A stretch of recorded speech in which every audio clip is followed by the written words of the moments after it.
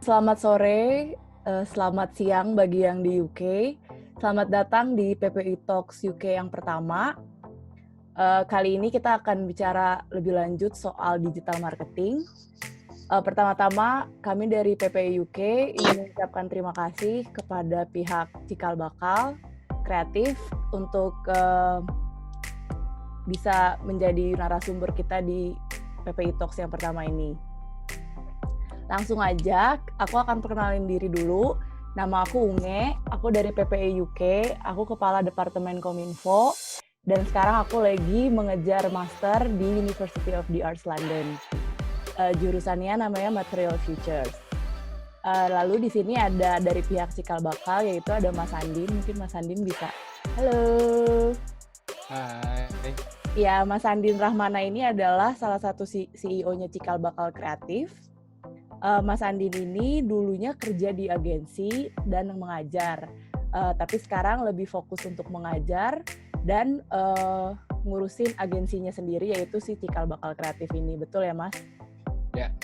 Ya, jadi untuk mempersingkat waktu, kita akan langsung mendengarkan presentasi dari Mas Andin, kurang lebih selama 45 menit. Nanti jika ada pertanyaan, bisa diketik di yang kolom chat, nanti akan kita jawab di akhir setelah Mas Andin selesai presentasi.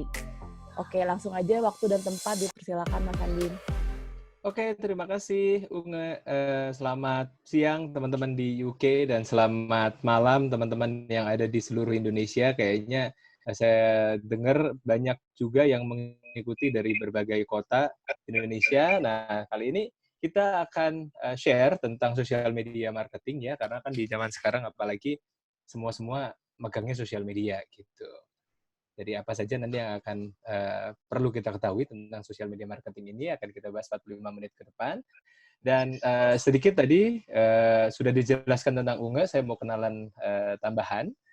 Ya, kalau rasanya saya ngomong kayak lagi ada di Jogja gitu ya suasananya. Teman-teman yang di UK juga rasanya kayak berada di Jogja tiba-tiba. Saya aslinya dari Surabaya, teman-teman, tapi memang kuliah di Jogja, jadi masih kental gitu ya suaranya. Dan benar, seperti yang tadi dijelaskan, sudah pernah di agency, sudah pernah juga di corporate dan mengajar, dan sekarang juga memiliki agency sendiri namanya Cikal Bakal Kreatif gitu. Jadi sehari-hari saya berbagi tentang digital marketing ke perusahaan-perusahaan ini dan memberikan servis layanan digital marketing ke perusahaan-perusahaan yang ada di bagian compliance. Nah ini kalau teman-teman pengen tahu lebih lengkap bisa nanti kepoin di IG kita @cikalbakalkreatif. Nah, hari ini kita ngomongin sosial media marketing, teman-teman. Kita akan bahas 4 hal ini. Singkat aja, nanti kalau ada teman-teman yang mau tanya juga bisa langsung aja ditulis di grup chat. Nanti akan kita bahas di akhir materi, ya. Jadi faktanya teman-teman sekarang sosial media mengubah kehidupan kita, ya. Mau makan di foto dulu, mau ngobrol sama teman-teman, gibahnya di DM, ya, sambil mainan Insta Stories dan posting until tomorrow, gitu. Dan belanja pun sekarang nyari dulu di online, baru nanti kemudian belanja di offline. Ya, memang datanya menjelaskan bahwa orang-orang sekarang itu semuanya udah pada into banget sama gadgetnya, semuanya gerakannya menunduk dan ngeliatin handphonenya, dan bahkan di seluruh dunia itu sudah 60% pengguna internet dan 49% pengguna sosial media yang aktif setiap harinya. Gitu. Kalau kita lihat sendiri di Indonesia, mungkin ini adalah bagian dari kita ya, 6 juta orang main handphone di kamar mandi saking nggak bisanya ketinggalan sama berita-berita yang ada di online. Dan curahan hati dan sharing-sharing dari temennya gitu. Faktanya tahun ini, tahun 2020, pengguna internetnya naik menjadi 64%. Jadi memang seperti pepatah lama, di mana ada keramaian di situ kita beriklan, maka kemudian saat semua orang lagi megang handphonenya nih, apalagi sekarang nggak lagi keluar rumah ya, gitu.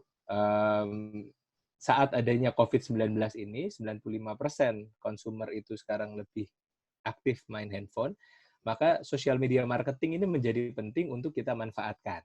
Boleh buat promosi, boleh buat informasi, dan boleh buat mengedukasi orang-orang di luar sana, karena kita sangat aktif dalam menggunakannya, dan kita bukan cuma jadi konsumen, tapi kita juga jadi produsen konten. Ya, kita juga sharing ke orang-orang.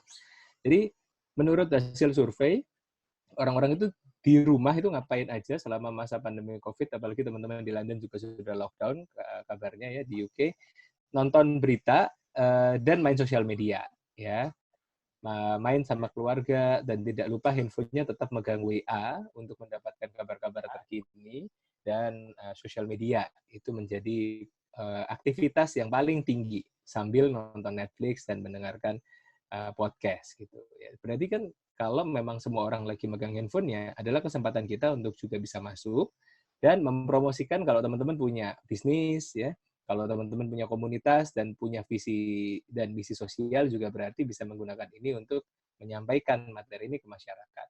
Kalau di seluruh dunia, nomor satunya Facebook sama nomor duanya YouTube. Instagram, TikTok, Twitter berturut-turut seperti ini. Ya, mohon di mute dulu. Iya, terima kasih. Nah, kalau di Indonesia, orang-orang Indonesia itu sukanya satu nonton YouTube, kedua Facebook, ketiga Instagram, Twitter, baru TikTok. Jadi memang susunannya berbeda ya. Saya membandingkan antara keduanya. Jadi kalau teman-teman di UK mungkin pemain Instagram itu nggak segitunya, nggak kayak orang-orang di Indonesia gitu ya. Tapi begitu di Indonesia, Facebook salah satu yang paling banyak, tapi yang paling aktif itu justru adalah Instagram, karena sebagian besar orang-orang Facebook yang di kota besar sekarang juga sudah lebih aktif mainnya Instagram. TikTok malah yang paling rendah sebenarnya kalau dibandingkan dari jumlah pengguna gitu. Ini berdasarkan data We Are Social. Nah, kalau sudah tahu seperti itu, berarti apa yang harus kita lakukan? Mas, saya udah bikin nih fanpage, saya udah bikin Twitter, saya udah bikin IG, saya udah bikin YouTube. Tapi apakah itu sudah efektif atau belum ya? Nah, ini yang hari ini akan kita bahas. Oke? Jadi pertanyaannya gini, teman-teman. Mas, berarti saya perlu nggak bikin semuanya? Saya perlu nggak bikin Facebook? Saya perlu nggak bikin YouTube dan sebagainya? Kemudian menjadi perlu kalau teman-teman ini melihat siapa yang akan kita ajak ngobrol itu ada di situ atau enggak. Dan apakah kita sudah bisa membuat jenis-jenis konten seperti ini. Kalau di Facebook itu yang laku adalah cerita. Ya, cerita yang agak panjang atau diskusi yang agak panjang dan mewakili perasaan-perasaan para pengguna Facebook. Kalau di YouTube itu video-video yang mancing ya, mancing biar orang ini mau ngeliatin sampai habis, mancing biar orang-orang ini mau komen dan yang lain-lain. Nanti kita lihat contohnya. Kalau di IG berarti harus menarik dari segi visual. Kalau di Twitter berarti lebih banyak ke berita dan permainan kata. Nanti kita lihat bagaimana netizen Indonesia. Dan kalau di TikTok, perlu nggak Mas saya jualan di TikTok? Ya kalau teman-teman memang dianugerahi kemampuan joget dan apa namanya gerak dan lagu boleh ya, dan nggak punya malu nggak apa-apa, bisa dimanfaatkan gitu. Nah, mari kita lihat sekarang teman-teman persepsi umum yang dilakukan oleh orang-orang saat menggunakan sosial media. Biasanya kita cuma posting, posting, posting. Tapi habis itu nggak tahu apakah orang-orang itu ngebalesin postingan kita, apakah orang-orang itu bahkan kepikiran sama kita, atau dicuekin aja. Yang biasanya terjadi adalah kita tuh cuma ngasih satu arah ke audiens. Saya jualan nastar nih misalnya ya, saya kayaknya teman-teman di PPI UK sudah lama nggak makan nastar ya, gitu. Saya jualan nastar nih, terus saya bilang, ayo beli nastar saya, gitu. Masalahnya kan kalau kayak gitu orang yang ngebaca, ya udah gitu. Kalau cuma ajakannya beli, bisa jadi saya mau beli, bisa jadi juga enggak gitu. Jadi karena hanya satu arah. Atau ayo apply kartu kredit di bank saya gitu. Ya udah satu arah aja gitu ya. Dan orang-orang yang baca, ih apaan sih gitu ya. Nah, padahal di zaman sekarang kita itu bukan orang asing yang ngasih tahu informasi yang nggak tahu itu tuh nanti akan diterima atau tidak. Tapi kita tuh sebenarnya adalah manusia yang ngobrol dengan manusia. Kalau saya tadi jualan nastar, maka saya akan bilang bahwa apa namanya, kalau tahun ini lebarannya nggak jadi kita nggak jadi bisa pulang, maka apa namanya, yuk beli nastar, terus bagikan ke tetangga-tetanggamu sekitar, biar meskipun kita nggak pulang ke kampung halaman, kita juga bisa tetap ngerayain nastar. Ya, nastar itu ternyata ada sejarahnya loh. Kenapa isinya nanas? Kenapa isinya bukan kelapa? Kenapa isinya bukan stroberi? Nah, jadi Ya, Kak. kita Ini ini lagu apa bukan dari yang perusahaan. Hotel Shea Mama itu? Apa itu? Ya, tolong di-mute lagi. Ya, terima kasih. Nah, kita ini bukan perusahaan yang ngomong dengan orang, tapi itu kita sebenarnya orang ngomong sama orang. Kalau saya perbankan, saya nggak akan bilang, ayo buka tabungan di saya. Saya nggak akan bilang langsung gitu. Tapi yang akan saya bilang adalah, nanti biaya nikah itu butuh duit banyak loh. Kamu yakin nggak mau nabung? Nabung aja dari sekarang 500.000 aja kok. Gitu. Nah, ini kemudian keluar bedanya. Yang satu kita langsung jualan, ayo beli produk saya gitu. Misalnya Bapak Ibu sekalian ada yang jualan kerudung. Apa namanya? Ayo beli kerudung saya, kerudungnya bagus gitu. Kalau cuman kayak gitu, berarti kita pakai gambaran seperti ini. Kita ngomong sama para follower, ayo beli kerudung saya. Yang mana akhirnya interaksinya cuma satu arah. Tapi kalau teman-teman yang jualan kerudung bilang, kerudung itu warna yang bagus kalau dipadukan sama kemeja yang ini, itu tuh kerudungnya warnanya yang cocok tuh kayak gini. Aku kasih tahu ya, caranya ngelipet kerudung yang rapi biar nanti waktu dipakai itu kayak gini. Nah, jadi kita bukan orang yang mau jualan dan ini cuma masalah transaksional aja. Tapi kita sebenarnya adalah manusia yang sedang ngobrol dengan manusia lainnya di sosial media. Saya tadi lihat juga ada yang perusahaan pendidikan gitu. Jadi kita kalau misalnya teman-teman lembaga bimbingan belajar gitu atau kampus, jangan ayo kuliah di tempat kami, enggak, tapi kami yakin kamu punya kemampuan, yuk kamu cerita yuk kemampuanmu apa, nanti peran kami untuk bisa membantu ya untuk kamu bisa mencapai impianmu. Jadi orang yang ngomong sama orang, ini yang harus dipahami pertama kali karena kalau kita nggak jadi orang, ngomongnya kaku. Ya, mungkin teman-teman ada yang kemudian perusahaannya adalah travel, ayo liburan gitu kata orang-orang. Ya maksa banget sih, aku kan belum mau liburan apalagi di saat seperti ini. Tapi kita bilang, kalau di saat seperti ini, mending kan kamu lagi nggak banyak pengeluaran nih, dan kalau memang pemasukan tidak terpengaruh karena adanya COVID, mending mulai nabung deh. Nanti kalau udah selesai COVID, baru kita mulai planning, kira-kira mau liburan kemana ya, gitu. Jadi jangan langsung jualan seperti nempelin brosur di muka orang, ya kayak ayo beli gitu ya. Tapi ngobrollah seperti halnya manusia. Gitu. Kalau saya misalnya sebuah supermarket gitu ya, saya nggak akan bilang, ayo beli sayur dan daging di tempat saya nggak bilang gitu. Tapi cuma saya bilang, Bu, mumpung lagi WFH, Bu, coba suaminya dimasakin sop iga, Bu. Enak banget. Pakai nasi anget, sop iganya anget, gurih, dikasih taburan bawang goreng, itu enak banget.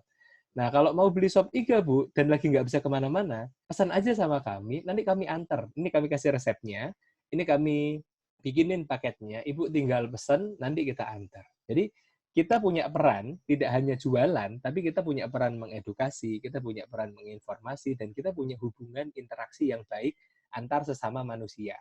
Itu poin pertama yang kadang-kadang kita salah kaprah dalam memanfaatkan media sosial, karena ini bukan satu arah. Ini bukan radio, ini bukan TV, ini bukan billboard.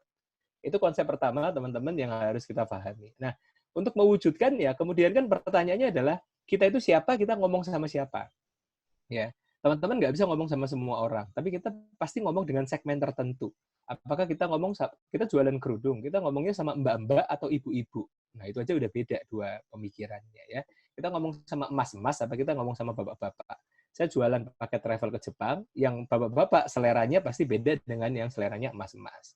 Nah, kemudian kita perlu tahu nih, kita itu lagi ngobrol sama siapa, dan kita itu siapa.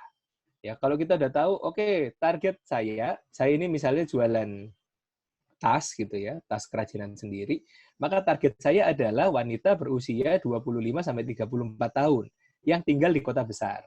Ya, yang kira-kira mereka itu bersosialisasi dengan siapa, nonton film apa, yang kemudian kita tahu bercandaan kita berarti harus kayak gimana. Karena kalau kita nggak tahu siapa yang kita ajak ngobrol, ya seperti ini kan, kita siapa, mereka siapa. Kalau kita nggak tahu siapa yang kita ajak ngobrol, bagaimana kita bisa tahu apa yang menarik bagi mereka. Nah, kalau orang yang kita ajak ngobrol sudah kita ketahui, kira-kira ya, namanya itu kira-kira Mbak ini, ya umurnya sekian, dia itu sudah menikah atau belum dan lain-lain. Jadi saya lebih ngerti apa yang harus saya sampaikan ke Mbak ini, gitu ya. Jadi soalnya kalau nggak gitu kita cuma menebak-nebak aja dan akhirnya nggak spesifik nih apa pesan yang ingin kita sampaikan, itu nyampe apa enggak, orangnya itu ngerti apa enggak dan lain sebagainya. Saya misalnya fotografer freelance gitu. Saya pengen target anak-anak yang mau pre-wed. Nah, yang mau pre-wed kan banyak ya alirannya gitu. Jadi kita akan target anak-anak yang dengerin lagu-lagu Indonesia terkini gitu. Nah, itu kan kelihatan sudah karakteristiknya seperti apa. Emang ada contohnya ya, Mas? Siapa yang ingin kita sasar? Saya misalnya contohkan seperti ini. Saya punya perusahaan yang bergerak di bidang jual beli, misalnya ya ini contoh ya, saya misalnya punya perusahaan yang jualan alat-alat peralatan bayi untuk ibu rumah tangga. Maka yang akan saya target itu namanya Mbak Anissa, sudah menikah, anaknya 2, penghasilannya 9 juta sebulan, suka baca novel, suka terkumpul dalam ibu-ibu menyusui Indonesia. Kalau beli baju itu beli di Zara, dan dia suka sama Shirin Sungkar. Nah, kalau kita udah tahu kayak gitu, berarti kan gaya bahasa kita akan menyesuaikan. Ya. Berarti kan bahasannya kita akan menyesuaikan. Berarti kita nggak akan ngomongin tentang Cinta Fitri sama Mbak Anissa Silvi ini. Karena dia mungkin nggak nonton TV. Mungkin dia nontonnya Netflix gitu. Kalau segmen saya seperti ini, berarti saya akan ngomong masalah hal-hal yang dihadapi oleh seorang ibu beranak 2. Karena saya tahu nih, oh dia anaknya 2. Nah, tahu dari mana? Kita bisa tahu siapa yang akan kita ajak ngobrol dengan melihat follower kita itu siapa aja, kan teman-teman bisa kepoin ya. Dan kita tanya, kira-kira yang beli produk saya itu siapa sih? Ya, kalau teman-teman komunitas ingin menarget anak-anak kuliahan, berarti ditarget aja kira-kira mereka itu sukanya bahas tentang apa sih? Apa yang mereka pikirkan, apa yang mereka inginkan, dan apa yang mereka harapkan gitu. Jadi kalau kita sudah tahu kita itu siapa, dan kita sudah tahu kita mau menarget siapa, akan jauh lebih mudah buat ngomong tentang hal ini. Misalnya saya mau jualan buah-buahan, saya anggaplah punya perusahaan orang tua buah-buahan, beli buah karena sehat, saya nggak bilang gitu. Karena Ibu Anissa ini pasti sudah mikirin tentang sehat. Tapi saya akan bilang, Bu, di usia 29 tahun, Ibu tetap harus segar. Ya, biar kulit tetap kencang, Bu. Saya sarankan setiap hari makan alpukat. Nah, dari situ si ibu kemudian mikir, oh iya ya makan alpukat ya gitu. Nah, dari situ baru dia akan kepikiran, oke saya mau beli alpukat deh. Jadi saya nggak jualan alpukat di depan. Tapi saya bilang, Bu, buah-buahan ini, 7 buah-buahan ini bisa membuat kulit Anda kencang dan tampak seperti berusia 21 tahun. Nah, misalnya gitu. Nah, itu kan kemudian si ibu-ibu ini jadi mantengin kan, jadi lebih tertarik untuk baca.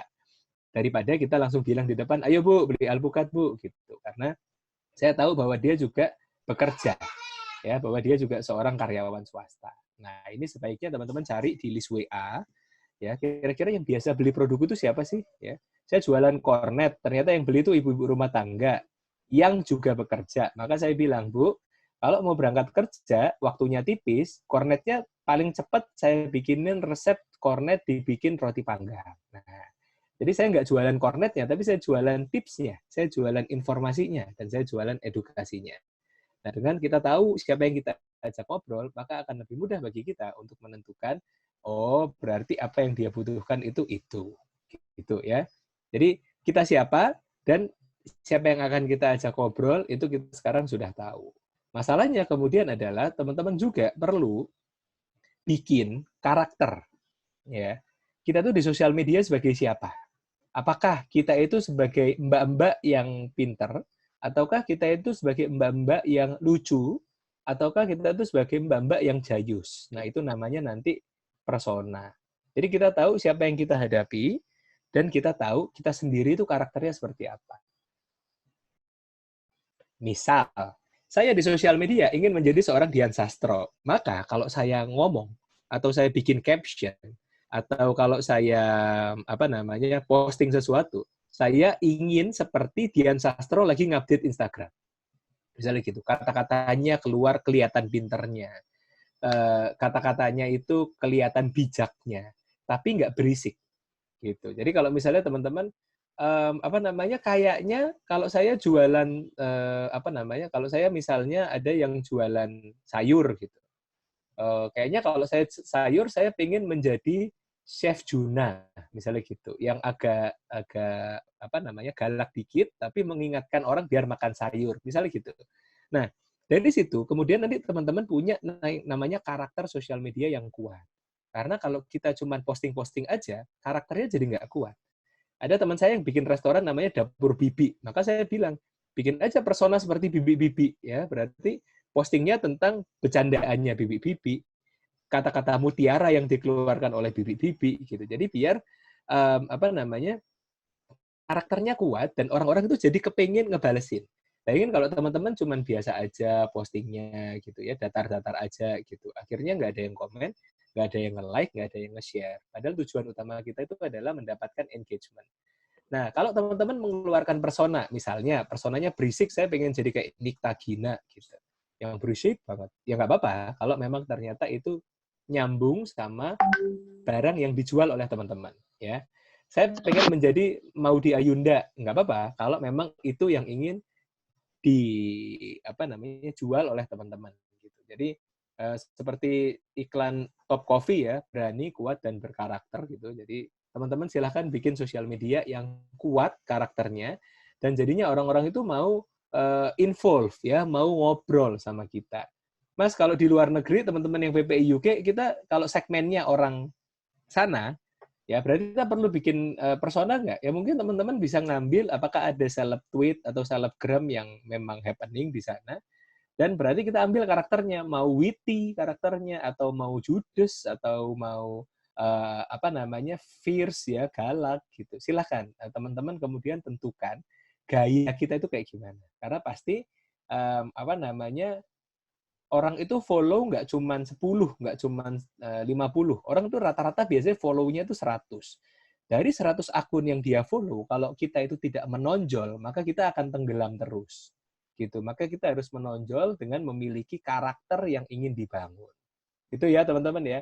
Mau teman-teman pandai berpantun, atau teman-teman suka nyanyi, ya, atau suka mengubah lirik lagu, atau ternyata dulu adalah seorang pujangga yang pandai merangkai kata, nah itu silahkan dieksplor aja gitu ya. Ada teman-teman ini saya lihat avatarnya belajar mengaji, oke. Misalnya teman-teman ingin menjadi seorang Agim atau ingin jadi seorang Mama Dedeh gitu. Nah itu dipilih aja karakternya. Ya, apakah kita mau ngingetin orang ngaji dengan gaya Mama Dedeh atau ngingetin orang ngaji dengan gaya Agim. Nah itu kan persona, sehingga orang-orang nanti akan lebih kenal dengan kita dilihat dari personanya. Contohnya, ini contoh persona ya. Akun BMKG itu ngeluarin rumus-rumusan seperti itu. Yang mana kalau kita cari di Google, itu nanti akan keluar gambarnya hati. Gambarnya kayak love gitu. Jadi dia pengen punya persona, aku tuh orangnya pintar. Nah, KFC itu bilang, Min, udah 40 tahun apa nggak mau ngasih resep rahasia? Enggak. Gitu. Jadi personanya dia adalah galak dan agak songong dikit. Gitu. Dijen Pajak bilang, ada seleb tweet nih, satu tweet harganya 5 juta. Kasih tahu dong Kak, gitu. Personanya adalah tengil. Jadi kan orang pajak udah nggak boleh kaku ya, dia harus kemudian menjadi teman untuk masyarakat. Karena Grab itu personanya adalah suka berpantun dan agak humoris sedikit. Ya, nggak usah saya bacain ya pantunnya gitu. Tapi kemudian setiap akun itu akan punya gaya. Ya, gaya atau karakter apa yang ingin dibangun dan harus konsisten, gayanya ngomongnya kayak gitu terus. Kalau teman-teman bingung untuk menentukan gaya, saya harus mirip sama siapa? Teman-teman tinggal cari akun seleb ya. Andin Aisyah, Luna Maya, Lucinta Luna, terserah teman-teman pilih aja ya, artis di lingkungannya masing-masing, itu di UK maupun di Indonesia. Dan kira-kira orang-orang ini tuh kenapa dia bagus? Oh, dia itu tegas, saya mau ambil tegasnya. Oh, dia itu fun, saya mau ambil funnya. Dia itu humoris, saya mau ambil humorisnya. Itu yang akan kemudian teman-teman terapkan di dalam pengelolaan akun teman-teman sendiri, biar lebih seru. Gitu. Oke? Nah, ini contoh penggunaan persona, Rafathar. Personanya itu masih kecil tapi agak songong dikit. Cuman pengen es krim sama mamah malah dibeliin pabriknya. Wah, orang-orang kan kemudian enak ya jadi anak orang kaya ya, kayak Richie Rich dulu punya McD di rumahnya ya gitu. Sama ini ada seorang ustadz yang tapi memilih jalur jalur fun. Dia bilang, "Hey, one day one juice bukan one day one TikTok" gitu. Jadi dia ingin menyebarkan agama, tapi dia nggak ngomong dengan gaya yang membosankan, gitu ya. Dia ngomongnya dengan gaya anak muda, gitu ya. Nggak, ya, gitu ya. Jadi teman-teman kemudian bisa memutuskan, oke, gaya bahasaku kayak gimana sih? Apakah mau selengean? Apakah mau formal? Apakah mau friendly? Atau warm? Atau seperti apa? Gitu ya. Atau tukang gosip, kayak misalnya personanya Lambe Turah kan gitu ya. visi-visi gimana gitu ya, selalu memicingkan mata dan melihat dengan kekuatan handphone jadul gitu. Nah itu, jadi teman-teman minimal punya dulu karakternya yang mau dikejar kayak gimana. Oke? Kedua, kalau kita udah tahu siapa yang kita ajak ngobrol, berarti kita harus mengangkat hal-hal yang berkaitan dengan orangnya. Karena mereka nggak peduli kita itu siapa, tapi mereka peduli sama apa yang mereka rasakan. Misal, ada merek susu. Maka dia akan bilang ke ibu-ibu, Bu, ini loh bagian tubuh yang nggak boleh dipijet, apalagi kalau lagi hamil. Memang pegel sih, tapi jangan pijet ya. Si para ibu hamil itu lebih peduli sama dirinya sendiri daripada sama prenagennya. Nggak apa-apa, tapi kita kemudian menjadi teman. Gitu ya, Bu. Kalau lagi hamil, saya kasih tahu caranya biar nggak mual sama nggak muntah. Nah, gitu. Jadi kita bukan jualan, ayo beli Prenagen, ayo beli Prenagen. Nggak gitu caranya. Tapi kita harus jadi teman mereka dulu. Oh, Bu, lagi hamil ya? Hati-hati loh, Bu. Kalau dipijet nanti bisa ada resikonya. Gitu. Hati-hati loh, Bu. Kalau dadanya dipijet nanti malah jadi repot. Gitu. Nah, kalau Ibu lagi mual muntah, saya kasih tipsnya, Bu. Gitu. Jadi, anggap aja kita sebagai teman. Manusia yang ngomong dengan manusia yang lain, bukan merek yang ngomong sama manusia lain. Karena merek itu kaku. Manusia itu akan kemudian menjadi fleksibel yang ngomong sama manusia lainnya. Dampaknya apa, teman-teman? Orang-orang kemudian komen tuh ya, Prenagen World, pergerakan janin kemarin aktif. Hari ini tidak. Cuman terkadang kedutan. Saya kandungannya udah 26 minggu. Apa normal ya? Ibu Rizka, saya kasih tahu, kalau Ibu mau nanya ini ke dokter kandungan, Bu. Jangan nanya ke admin Prenagen World. Karena admin Prenagen World mungkin lulusan sarjana teknik sama lulusan sarjana akuntansi. Ya nggak ngerti, Bu, sama pergerakan janin itu normal apa enggak. Tapi karena si Ibu Rizka ini sudah sering dapat info dari Prenagen World, akhirnya dia percaya. Oh, Min, kalau aku kayak gini tuh gimana ya? Gitu. Akhirnya si Prenagen jawab. Mungkin ini juga jawabannya hasil dari googling, tapi nggak apa-apa. Artinya kita berhasil menjadi teman yang baik bagi audiens, gitu ya. Oh, nggak apa-apa, Bu, wajar. Karena kan makin besar nih, jadi nggak leluasa, gitu. Terus Ibu Vivi nanya ke admin, Min, gimana caranya biar anak yang umur 3 bulan kolik itu harus diapain?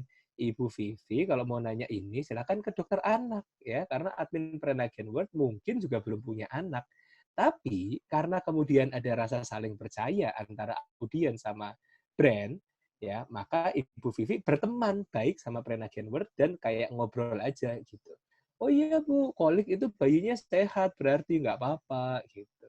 Padahal mungkin si adminnya juga nggak ngerti karena juga tidak punya bayi di rumah gitu. Tapi di sini kemudian teman-teman memahami bahwa kita itu harus menjadi teman yang baik melalui sosial media, nggak jualan terus, tapi kita itu kemudian ngobrol gitu. Mas kalau ngobrol terus kapan jualannya? Nanti.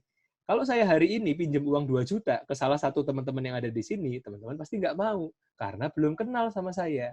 Tapi someday kalau kita udah sering ngobrol, kenalan, berhubungan baik, sering traktir-traktir makanan, someday saya pinjam uang 2 juta, teman-teman sudah lebih percaya sama saya. Nah, ini kemudian kan apa namanya? Lagian pinjam cuma 2 juta nanggung amat ya. Jadi saya kemudian ingin menjadi teman yang baik kepada orang-orang di luar sana gitu. Jadi peran kita di sini adalah kemudian mengedukasi dan menginformasikan.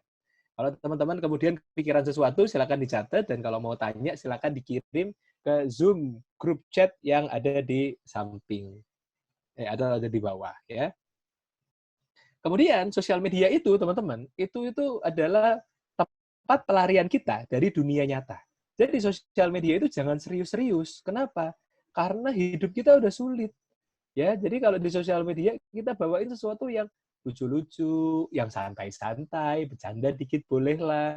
Kalau di era COVID sekarang, ya bercandaannya dikontrol ya, jangan terlalu berlebihan. Tapi intinya itu kita kemudian punya fungsi entertaining juga, ya, untuk masyarakat. Misalnya, ini ada Oskadon, dia bilang gini, Dek, ini kan Pak Mantep ya, khas banget ya.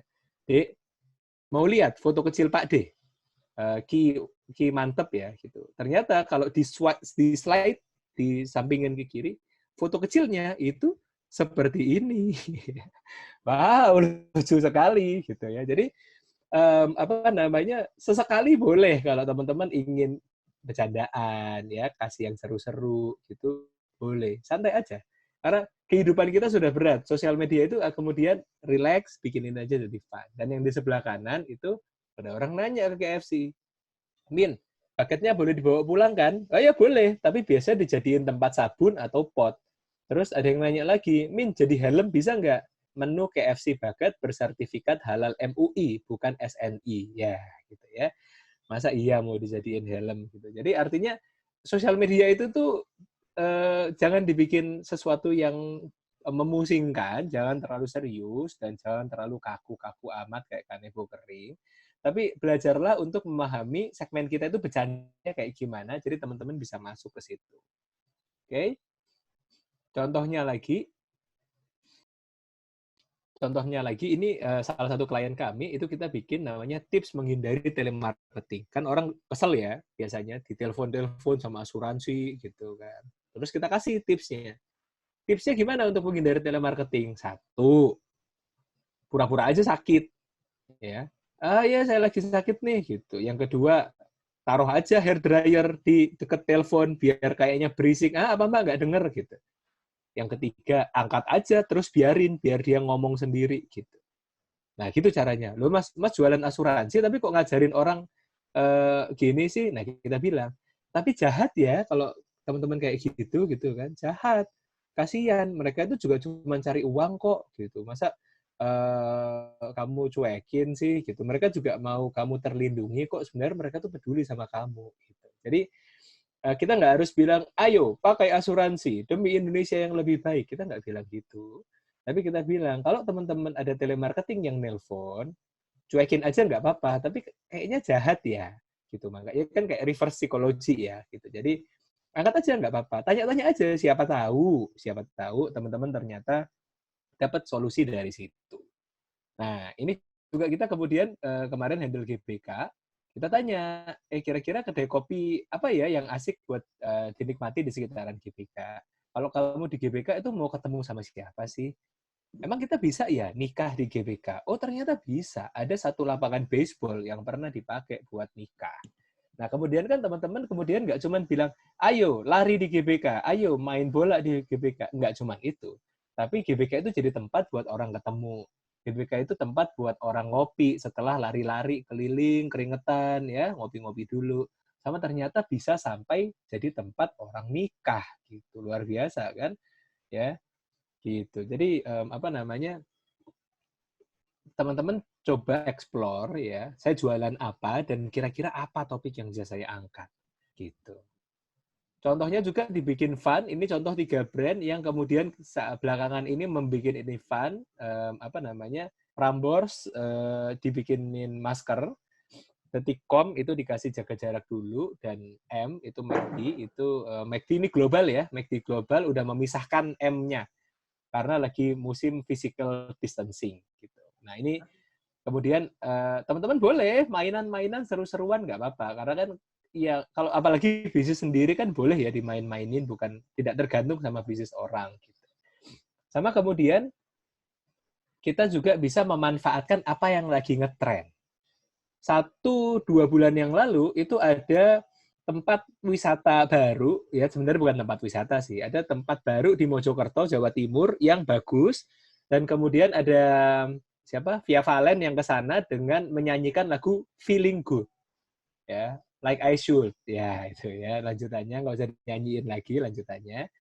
Tapi kemudian Dijen Pajak yang harusnya menjadi lembaga terserius di Indonesia karena dia ngurusin uang negara, bilang, feeling good, like I should, lapor SPT bisa dari di mana saja, kapan saja. Jadi si mas-mas ini ke gunung itu sambil megang itu. Nah, kemudian teman-teman bilang, saya tapi nggak punya desainer mas yang bagus-bagus amat. Ya nggak apa-apa, minimal tap in dulu, desain-desain pakai Canva juga nggak apa-apa.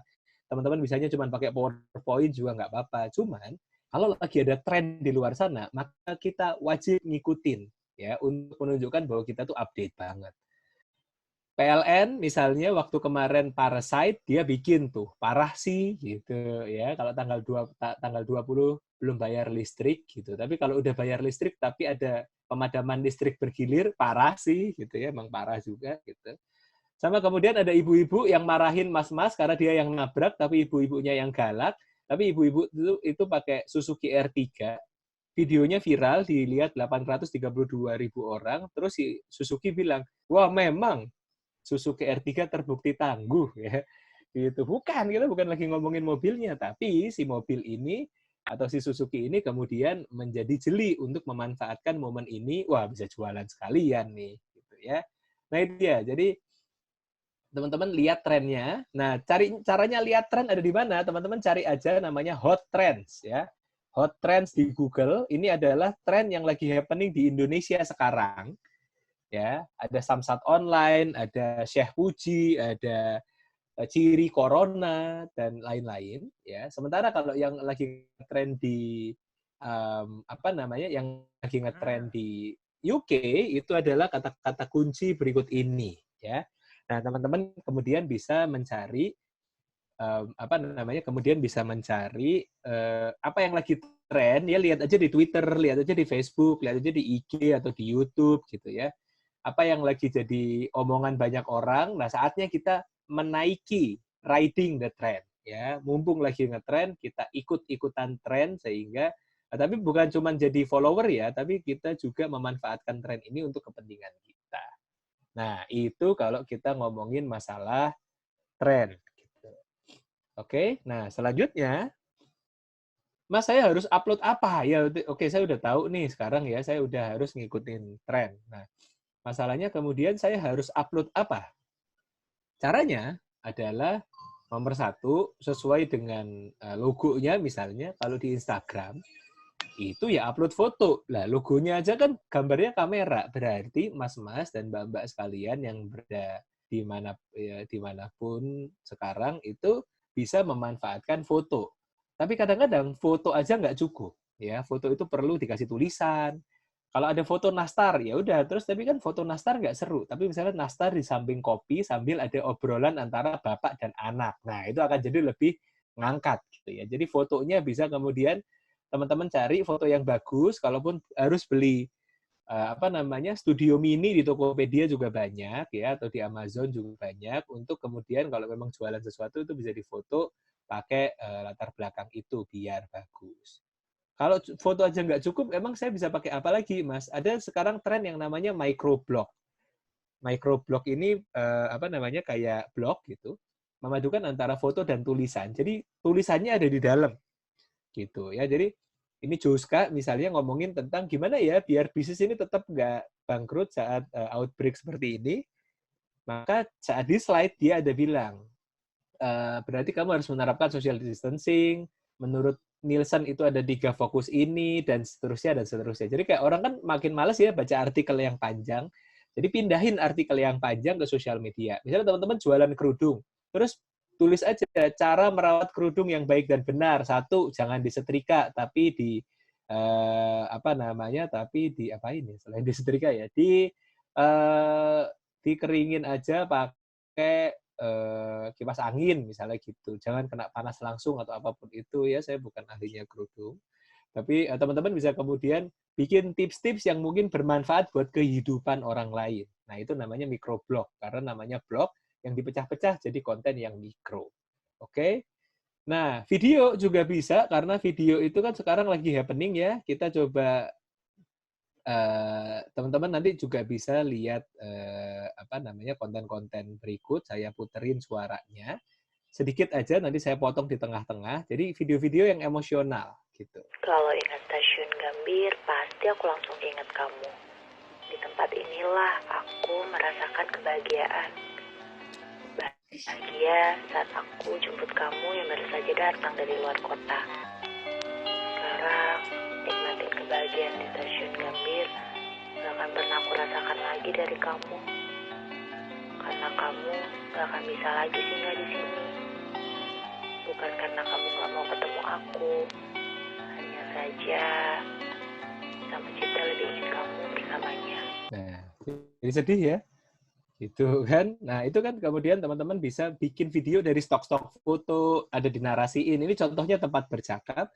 Atau mungkin Tokopedia ngajakin orang-orang biar jalan-jalan gitu. Karena kan kalau dia jualan, ayo jalan-jalan gitu. Tapi kan sebenarnya dia juga harus menampilkan experience dengan jalan-jalannya gitu seperti apa.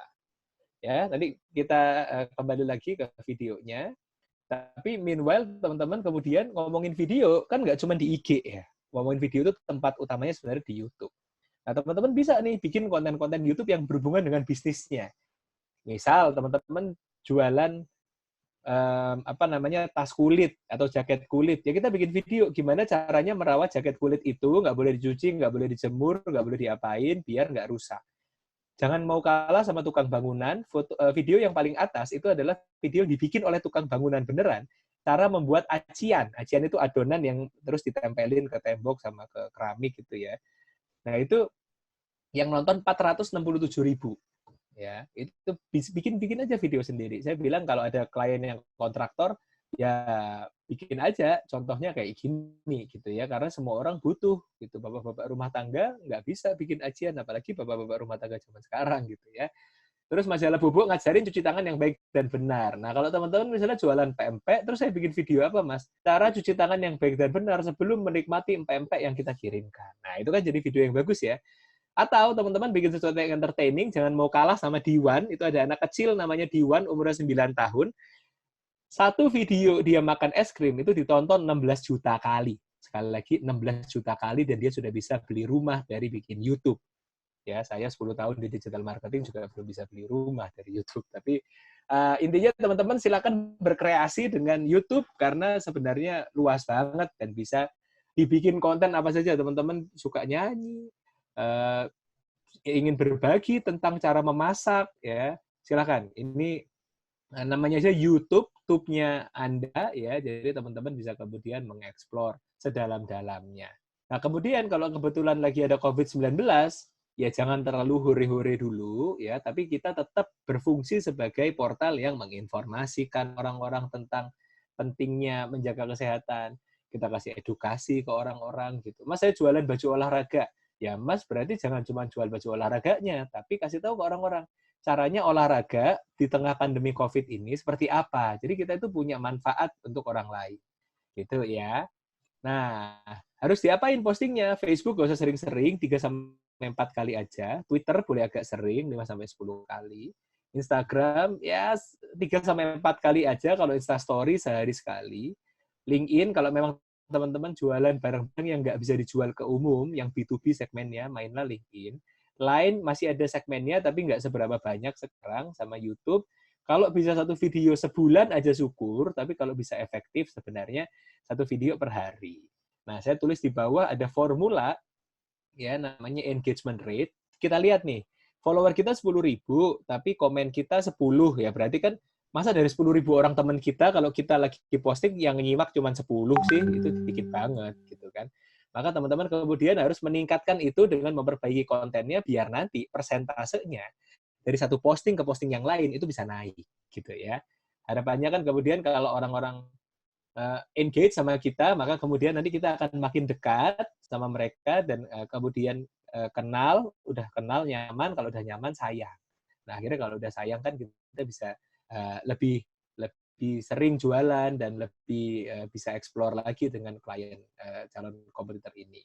Apa saja yang harus kita posting, teman-teman silakan memberikan edukasi, ya. Mas, saya jualan pempek, ya cari infonya ya, misalnya cara membuat cuko sendiri kalau cuko yang kita kirimkan itu habis, ya.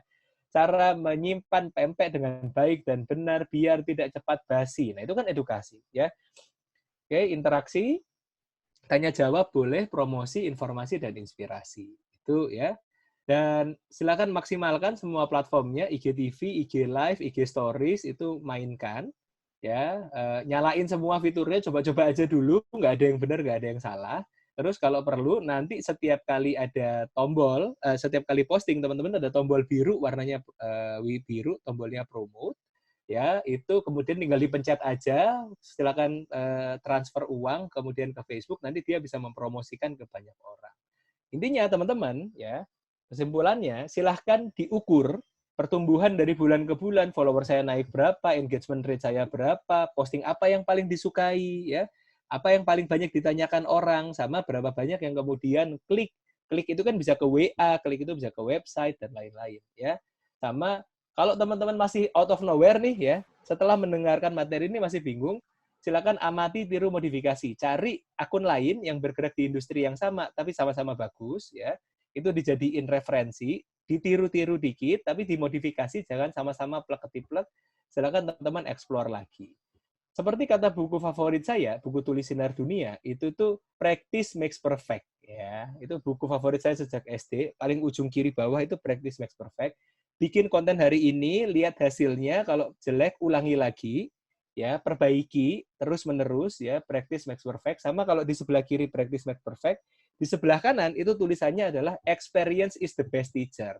Semakin lama teman-teman kemudian mencoba dan berlatih, itu nanti akan membuat teman-teman akan semakin kaya pengalamannya sehingga tahu feelingnya udah ketemu ya. Oh, posting ini pasti laku, posting ini nggak laku. Nah, itu dari saya. Kita akan ngobrol di sesi tanya jawab. Teman-teman terima kasih. Nanti yang sudah bertanya ada di sini. Kita kembalikan ke Unge. Silahkan Unge. Yes, wah bagus banget ya materinya. Aku mau tepuk tangan dulu nih buat Mas Andin. Terima kasih. Ini udah ada beberapa pertanyaan di kolom chat. Kita langsung pertanyaan ke pertama, ada dari Stella Now. Mas Andin, bagaimana cara mengukur strategi media sosial kita berhasil selain dari feature engagement, Mas?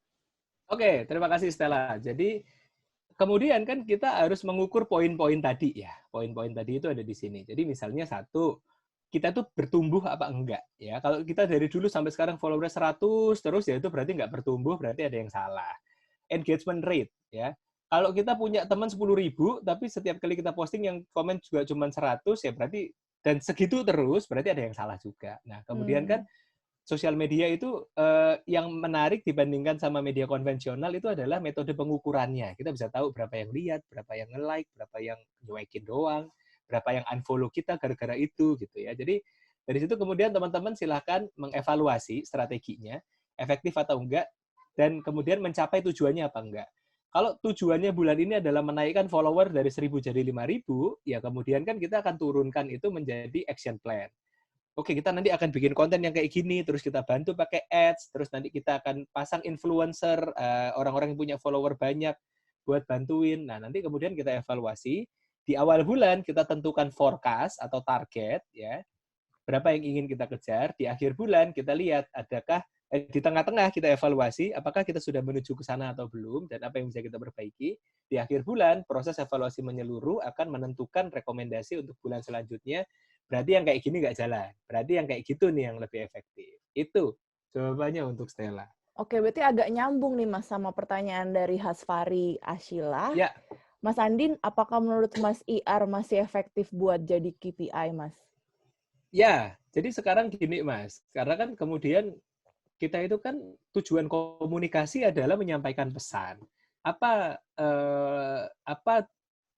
matriksnya kalau pesan kita sudah tersampaikan? Satu, impression, orang yang lihat berapa kali dilihat. Kedua, reach, berapa orang yang lihat. Ketiga, orangnya itu lihat doang apa ngerespon gitu kan.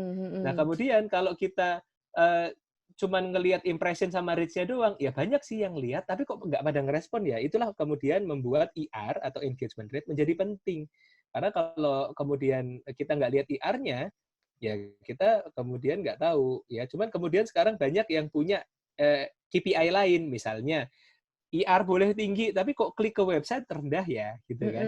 Tapi kok yang kemudian jadi follower kita rendah ya. Nah, itu kemudian bisa ditambahin lagi KPI. KPI kan bisa juga cuma satu ya. Bisa dieksplor lagi jadi lebih luas dan teman-teman kemudian bisa disesuaikan dengan kebutuhan masing-masing. Gitu. Oke. Lanjut ya. Ada pertanyaan dari Abigail. Mas Andin, gimana caranya kita membentuk persona online kita? Better be ourselves atau menyesuaikan ke profil mayoritas audiens kita? Betul. Pertanyaan yang bagus, Abigail. Thank you. Jadi gini, be yourself, but be the best of yourself. Gitu. Jadi kan kita tuh pasti punya sisi negatif, kita pasti punya sisi positif. Ya. Kalau kita suka males-malesan, kita suka acak-acakan, bukan itu yang kita tampilkan. Tapi kan kemudian kita tahu audiens kita tuh sukanya orang yang kayak gimana sih. Gitu. Kalau memang audiens kita cocok sama gaya kita, saya Gofar Hilman, saya tahu bahwa kalau saya serampangan, tapi follower saya juga suka yang serampangan, cocok gitu kan. Tapi kalau teman-teman yang ditarget itu segmennya orang tua, ya, bapak ibu-ibu umur usia 33 tahun, tapi kita serampangan, jangan tampilin serampangannya, tapi tampilin bukan sopan santunnya, yang lain misalnya pinternya gitu. Serampangannya disembunyiin dulu, tapi justru tampilin pinternya. Karena kemudian kan kita ini kan bukan sedang cari musuh, tapi kan kita kemudian ingin lebih dekat dengan audiens, maka kita harus bisa diterima oleh si sosok audiens itu. Jadi be the best of yourself, tapi kemudian teman-teman bayangkan gimana ya caranya biar segmen kita ini tuh nyambung sama kita. Berarti kita harus jadi orang yang kayak gimana. Itu jawabannya. Oke. Abigail. Ini juga ada pertanyaan yang menarik nih, Mas. Dari Fahmi. Mas Andin, cara mana yang lebih baik untuk mengembangkan bisnis produk di medsos? Beli follower atau organik, Mas? Ya, ini jebakan Batman ya. Semua orang biasanya di berbagai training nanyain ini. Jadi gini, Mas Fahmi, saya nggak pernah ngelarang orang atau saya bukan antipati sekali sama beli follower. Beli follower itu silahkan. Karena kan kadang-kadang ada orang yang agak malu ya, Mas followernya cuma 20 gitu. Masa kalau saya jualan followernya 20 saya nggak dipercaya. Maka saya mau beli follower 2000 biar followernya jadi 2020 gitu. Nah, tapi kemudian ingatlah bahwa kalau teman-teman beli follower yang secanggih apapun, meskipun ada garansi sama dia ini real human Indonesia atau apapun itu ada profilnya, Instagram itu pasti akan bebersih akun dan follower yang teman-teman beli 2000 itu pasti akan turun 50% secepat itu dalam waktu 1 hari saja. Wow. Nah, jadi caranya Mas kalau mau gimana Mas biar pelan-pelan organik? Gak apa-apa, kalau punya follower masih dikit gak apa-apa, tapi satu, siapa yang harus membesarkan ini? Kita sendiri. Saya dari 2010 jadi admin, saya posting pakai akun brand, saya balas pakai akun pribadi gitu kan. Dan saya minta teman-teman kantor buat ayo nge-repost dong gitu kan, biar ada ininya juga gitu. Dan gunakanlah ads ya. Ads itu bisa mulai dari Rp20.000 per hari di Instagram dan cara paling legal untuk membesarkan audiens kita sehingga kita nanti itu juga orang Indonesia suka julid ya. Kadang-kadang followernya 5.000. Bener nggak nih gitu ya. Begitu dicek ini telur semua, malah kemudian akan menurunkan image kita di mata audiens gitu. Oke. Lanjut ya. Ada lagi pertanyaan dari Cindy Novera. Mas Andin mau nanya untuk B2B. Apakah efektif melakukan marketing strategi lewat media sosial? Media sosial apa ya Mas yang so far teruji efektif buat B2B company? Yes, oke Mbak Cindy. Jadi gini, kalau B2B company itu bisa paling menggunakan IG, ya sekali lagi tergantung sama segmennya. Kalau misalnya Mbak nargetin orang-orang di bagian tertentu yang di B2B, tapi dia masih main di IG, ya bisa juga masuk ke IG misalnya gitu ya. Tapi kemudian yang paling efektif itu sebenarnya LinkedIn sama YouTube. Kenapa LinkedIn? Karena biasanya pengambil keputusan untuk B2B itu tuh kan para profesional, yang mana profesional itu adanya di LinkedIn. Saya pernah diundang ngisi training di sebuah perusahaan galangan kapal. Saya bilang, kalau galangan kapal ya jangan jualan di IG. Orang-orang di IG juga ngertinya make up, nggak ngerti galangan kapal, nggak ngerti pelabuhan, nggak ngerti urusan teknis gitu. Maka Mas harus ngobrolnya di LinkedIn, di mana sesama orang-orang yang profesional itu nongkrongnya di situ gitu ya. Jadi saya kemudian sarankan bikin aja video aerial view pakai drone. Nih galangan kapal kita kayak gini nih, teknologinya kayak gini. Ini contohnya lagi ada kapal lagi bersandar nih. Nah, itu kemudian diposting di LinkedIn sehingga kemudian segmennya itu kayak kita itu masuk ke kafe, tapi kafenya itu tuh memang segmennya profesional gitu, bukan anak-anak muda yang lagi mukbang gitu kan misalnya. Itu satu. YouTube juga penting karena apa? Perusahaan B2B kan biasanya perlu materi-materi yang kemudian bisa diakses orang gitu. Misalnya orang lagi nyari tentang sesuatu, cara memasak tanpa kompor, dan sebenarnya Mas itu adalah kontraktor gitu ya, dan Mas ingin jualan dapur yang pakai listrik gitu. Nah, Mas bisa munculin video di situ karena orang-orang itu kan juga nyarinya biasanya di YouTube. Mbak Cindy ya. Gitu. Iya, jadi, Mbak Cindy. Media sosial yang cocok buat B2B yang so far terus efektif sampai sekarang masih LinkedIn. Utamanya itu karena teman saya juga ada yang jualan traktor, kan orang jualan traktor nggak mungkin di Twitter ya. Nggak nyambung nanti ya. Anak Twitter malah dibikin receh nanti. Jadi mendingan yang paling efektif sebenarnya LinkedIn. Oke. Gitu. Mungkin kita nanti bisa bikin dalam kesempatan yang lainnya ngobrolin yang spesifik ke Lebih B2B fokus karena kan lagi ya. Oke, oke. lanjut ada dari Mbak Nita Juwitavina. Mas Ya, Andin, saya pengen minta saran. Saya punya rencana bikin IG tentang tips and trick membuat IG jadi eye-catching. Nah, baiknya buat IG terpisah apa gabung IG pribadi ya, Mas? oke. Jadi gini Mbak Nita, berarti kan ini Mbak Nita kan pengen bikin IG tips. Nah, Mm-mm. kapasitasnya sebagai apa nih? Kalau Mbak Nita pengen personal branding, ya, ingin mengangkat ininya Mbak Nita biar Mbak Nita sebagai warga negara yang baik itu bermanfaat dan memberikan edukasi kepada orang-orang lain, warga negara yang lain. Nah, itu Mbak Nita bisa pakai IG sendiri aja. Karena lagian kan daripada 2 kali kerja kan ngurusin IG pribadi sama IG lainnya gitu ya. Mm-mm. Nah, jadi biasanya kembangin dulu satu, kalau udah jadi baru di-split gitu. Soalnya apa namanya? Tapi ini depends ya kan ada orang-orang yang kemudian enggak Mas, saya kalau IG pribadi saya mau pasang foto keluarga. Kalau saya mau Mm-mm. bikin tips dan trik saya mau bikin akun sendiri. Nah, itu kemudian kembali lagi nggak ada jawaban yang eksak benar atau eksak salah. Mm-mm. Tapi kemudian Mbak Dita bisa menyesuaikan dengan kebutuhannya. Mau dijadiin satu sama pribadi untuk personal branding atau memang ini mau jadi tempat sendiri gitu. Oke, jadi tergantung keinginan dari Mbak Nita itu sendiri ya, Mas? Sendiri. Ya, tapi Mm-mm. pertimbangannya 2 itu tadi ya, apakah Mm-mm. memang kebutuhannya seperti apa. Oke. Lanjut ada dari Parampampam, Mas Andin. Ya, Apakah kalau karakter brand yang kita udah bangun ternyata tidak berkembang bisa dirubah di lain waktu? ya pertanyaannya menarik. Ini Mm-mm. Parampam ini temannya Ucil dan Mbak Yul ya, gitu. Ada Pampam dan Samson. Jadi kalau karakter brand yang sudah kita bangun ternyata nggak berkembang, ya akhirnya kan kemudian ada orang-orang istilahnya itu kan agile ya, fleksibel gitu. Apa Mm-mm. namanya? Dengan menghadapi situasi ya kita harus cepat adaptif. Kalau memang ini sudah sekian banyak apa namanya nggak bisa diapa-apain ya udah kenapa harus dipertahankan dan Mm. lebih baik di digital itu thinkingnya adalah fail fast ya cepat gagal. Kalau sekarang gagal seperti tadi quotes yang terakhir ada di tempat saya experience is the best teacher. Kalau sekarang gagal nggak apa-apa ya. Mm. Kalau sekarang gagal nggak apa-apa itu kemudian menjadi pembelajaran kita untuk bikin babak yang baru gitu. Jadi Mm-mm. kemudian itu apa namanya silahkan dievaluasi ya tapi jangan kemudian asal bikin yang baru gitu ya tapi silahkan diubah putar balik gitu ya dan dengan mencantumkan catatan evaluasi dari yang kemarin itu apa yang sudah baik dan bisa dipertahankan dan apa yang kurang baik dan bisa diperbaiki di rencana selanjutnya. Nah, aku jadi penasaran tuh, Mas, kalau masalah yang kayak gini ya, itu kita mendingan nge-delete post-post yang sebelumnya, apa kita lanjutin Ya, aja langsung, Mas? ya, jadi gini Mbak, ada yang tipikal yang masa lalu itu adalah bagian dari diri kita yang harus diterima apa adanya, maka nggak Mm-mm. apa-apa, silahkan.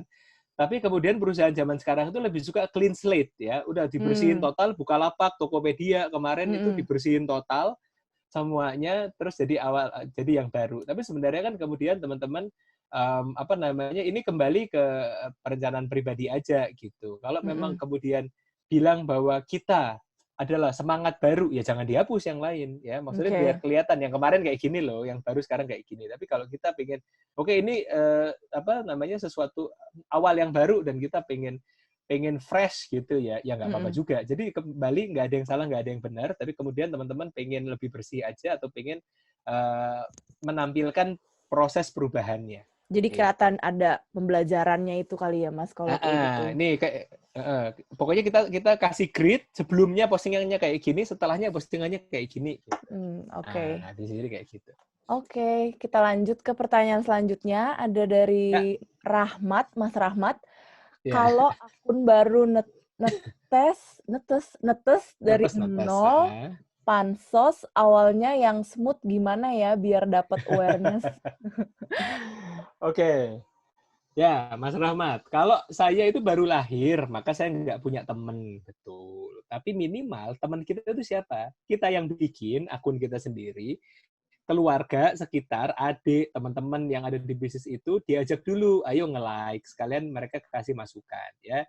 Karena kalau bukan kita siapa lagi gitu ya. Jadi minimal lingkaran terdekat dulu. Kalau saya di kantor biasanya semua orang di meja minimal setim itu akan saya wajibkan buat ayo nge-like juga dong gitu kan ya, biar kalau kita nge-like kan orang lain akan kebaca ya gitu. Jadi kalau engagement-nya bagus kan nanti itu akan tersebar dengan algoritma setiap platform. Nah, kemudian Mas Rahmat bisa memanfaatkan misalnya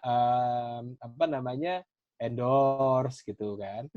Kemudian bisa misalnya memanfaatkan hashtag gitu. Kita ngikut ke hashtag yang nggak usah terlalu besar. Jangan Mas ngejar hashtag yang 21 juta post atau jutaan. Pilih aja hashtag yang ribuan, puluhan ribu gitu kan. Atau Mas kemudian bahas konten-konten yang bagus gitu. Jadi kemudian kan semua akun yang sekarang followernya 100.000 pasti awalnya dari nol gitu. Tapi dengan bantuan ads ya, dengan bantuan hashtag, dengan bantuan konten yang bagus, itu nanti kita akan bertumbuh bersama-sama. Gitu Mas Rahmat. Jadi bersosialisasilah selayaknya manusia pada umumnya. Gitu. Jadi mulai dari lingkaran terkecil dulu ya Mas.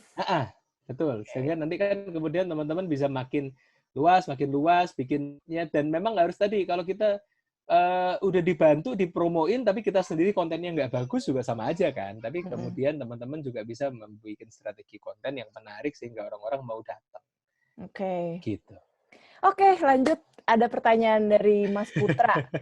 Mas? Semangat ya, Unge ya. Ya, kita harus semangat sebentar lagi. Mas, tadi kan salah satu klien Cikal Bakal kan ada Jasindo ya. Setahu saya itu BUMN. Gimana tuh meyakinkan perusahaan yang seserius itu untuk bisa membuat konten senyeleneh tadi yang menolak telemarketing? Ya, jadi gini Mas Putra, artinya gini, kita kan kemudian riset ya.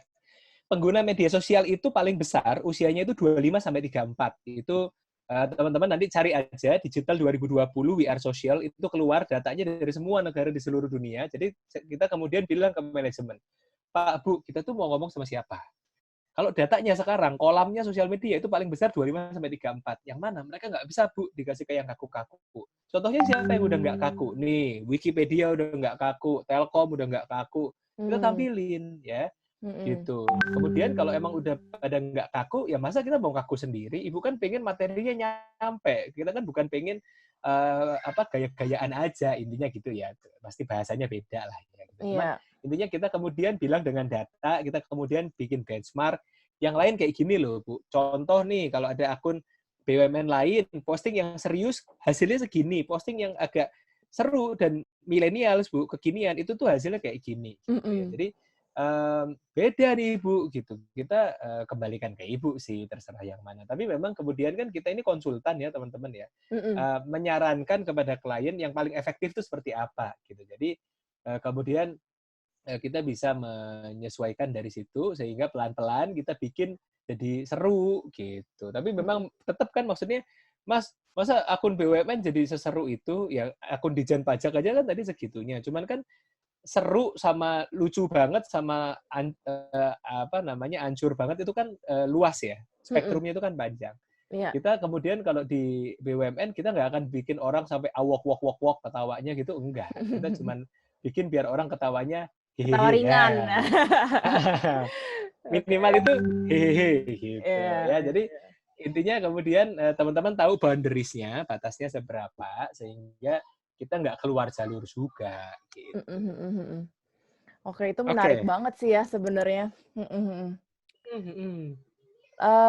Lalu ada dari Hasfari lagi nih, Mbak Hasfari nanya, mau tanya kalau misalnya image yang kita komunikasikan nggak sesuai sama apa yang brand kita sendiri, kan bisa jadi ada misalignment dan akan berdampak negatif. Bagaimana cara prevent dan mengatasi ini, Mas? Ya, jadi kan kemudian kita harus menyesuaikan ya teman-teman ya. Artinya gini, yang sudah running itu kan kita kemudian kadang-kadang perlu lakukan survei. Ada nggak teman kita atau lingkaran terdekat kita yang merupakan perwakilan target audiensnya? Coba kirimin kontennya. Menurut kamu kalau kayak gini gimana? Terus dia bilang nggak lucu gitu. Oh berarti kurang bagus. Coba bikin lagi gitu ya. Jadi kemudian kita kadang-kadang kalau kita ngerjain sendiri kan kita asik sendiri dengan persepsi kita. Sedangkan kita itu harus tahu beneran orang-orang di luar sana itu mikirin apa. Jangan-jangan menurut kita udah oke, tapi menurut mereka apa. Nah, feedback dari itu kemudian akan menjadi bekal kita untuk bisa realignment ya, kita bisa lurusin pelan-pelan gitu ya. Dan kemudian impact-nya jadinya dampaknya kemudian bisa dicegah gitu. Jadi dari awal teman-teman sering-sering aja ngeliatin analytics ya, ngeliatin komen-komen atau sentimen-sentimen yang masuk, orang-orang itu komennya apa. Kalau mereka suka berarti apresiasi positif. Tapi kan kalau yang like 1 tapi yang dislike 100 gitu kan kalau di YouTube misalnya, berarti nggak oke nih gitu. Jadi teman-teman kemudian kalau memang kontennya nggak oke bisa di take out atau kemudian mengevaluasi dari situ bikin konten baru apa ya gitu biar biar juga bisa tetap kembali ke jalan yang benar. Iya. Jadi soalnya memang di digital itu kan dinamis banget ya. Iya. Gitu. Jadi bisa jadi bulan ini kita udah benar, tiba-tiba bulan depan strateginya bisa berubah lagi, nggak apa-apa. Karena ini dinamis banget. Jadi emang harus fleksibel sebenarnya Mas ya. Kita nggak yang kayak Mas bilang kita nggak bisa kaku kayak kanebo kering. Di UK ada kanebo kering juga nggak? Aku selama di sini belum lihat kanebo tuh Mas. Nggak tahu ya. Aku yang kurang jalan-jalan apa gimana? Oke, bisa gitu ya. Oke, silakan kita lanjut lagi. Ada dari Mas, ini Mas kayaknya ya, Gayus Cesarian. Ya. Mas, brand yang sedang saya tangani punya keinginan untuk tetap punya tone smart, professional, classic, and mature. Tapi target audience adalah milenial, karena selama ini audience adalah boomer. Gimana ya mengakalinya? Oke, jadi gini, smart, professional, classic, sama mature. Artinya gini, smart, profesional, klasik, sama major, ini kan kadang-kadang bukan tentang umur, ya. Personality. Bisa jadi ada lebih ke personality. Bisa jadi milenial. Milenial kan sekarang sampai 30 juga masih dianggap milenial ya. Gitu. Bisa jadi segmennya itu umurnya 30 tahun, yang sebelumnya boomer yang udah 40 plus gitu segmennya, yang sekarang kita saja 30 tahun, tapi 30 tahun yang sudah mature, yang dia lebih mapan, lebih matang daripada teman-teman sebayanya gitu. Jadi nggak apa-apa kalau memang teman-teman itu tone-nya kayak begitu, keluarin aja tone-nya kayak begitu, cuman tone-nya smart-nya milenial gitu kan. Jadi kan milenial kan punya gaya smart-nya sendiri ya gitu. Milenial kan punya gaya mature-nya sendiri ya gitu. Jadi teman-teman kemudian bisa riset, kalau kamu itu menurut kamu anak umur sekitar ini anak umur sekitar ini yang smart tuh yang kayak gimana sih? Oh, dia pintar, dia ngerti tentang news kayak gitu. Oh, berarti kita jadi kayak gitu. Profesional tuh yang kayak gimana sih? Oh, dia itu kalau kerjaan beres dan nggak mengeluh lembur. Oh iya, berarti yang kayak gitu. Jadi misalnya gitu ya. Jadi teman-teman kemudian harus tahu milenial pun bisa punya karakter smart, profesional, classic, dan mature. Gitu. Jadi tapi tetap jadilah milenial kan. Kalau saya memang tone-nya di Jasindo agak tengil ya, agak nakal gitu. Jauh dari ya bukan ya smart juga tapi kan nggak mature gitu. Nah, teman-teman kemudian kan bisa melihat ada kok anak-anak usia 25-30 tahun yang juga udah mature dan udah serius gitu. Maka teman-teman kemudian bahas konten-konten yang mungkin berkaitan misalnya tentang karir gitu kan, biar cara cepat karir atau tentang masa depan gitu-gitu harusnya bisa dieksplor lagi. Oke. Itu Mas Gayus. Ini ada juga pertanyaan menarik nih, Mas. Dari Mbak Thalia Lestari. Ya. Selamat malam. Saya sekarang bekerja menjadi admin media sosial di suatu agensi marketing. Bisa kasih saran untuk buat konten tidak? Follower saya usianya 30 tahun ke atas semua. Ya, oke. Jadi gini, Mbak Thalia. Nah, Mbak Thalia ada nggak WA group yang isinya bapak kita atau ibu kita atau om kita atau pak D kita. Nah, coba pelajari gaya ngobrolnya kayak gimana, gaya bercandaannya kayak gimana. Nah, ya kayak gitu. Ya, jadi kita kan pengen ngomong sama pak D kita kan, berarti kan usia 30 tahun ya mungkin nggak usah pak D ya, mungkin antara kita tante, om ya, om yang masih agak muda gitu kan biasanya 35, 40-an ya, gitu ya. Betul. Nah, jadi dia ngomongin apa gitu, dia ngomongin hobi misalnya gitu kan, dia ngomongin anak, dia ada misalnya satu akun di IG itu namanya Bapak 2 ID, Bapak-Bapak ID. Isinya bapak-bapak banget, bercandaannya bapak-bapak, cara menabung ala bapak-bapak. Dead gitu. jokes.